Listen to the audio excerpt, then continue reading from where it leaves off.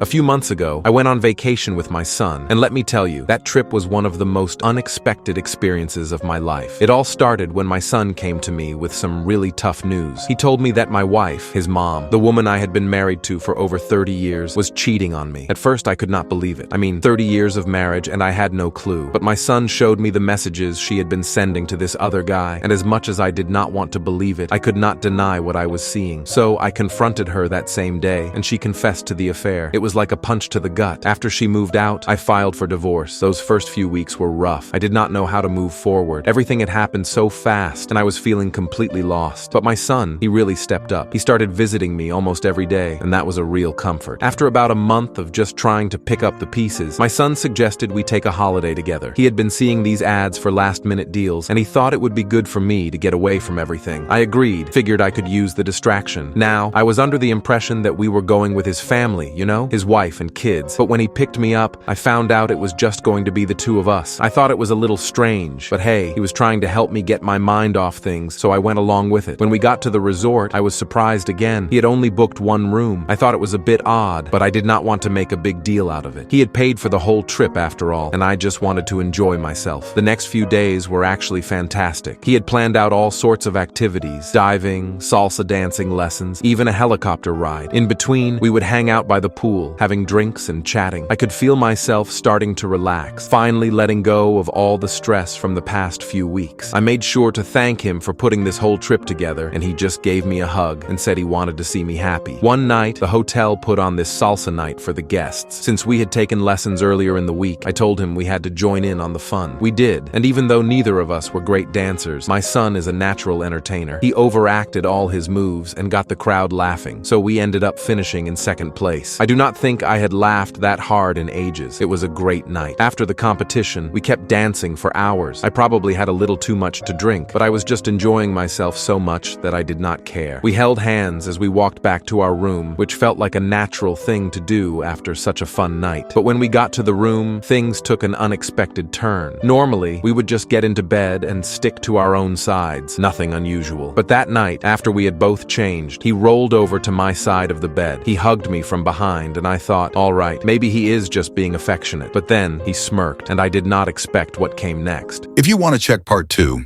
click on share and then more.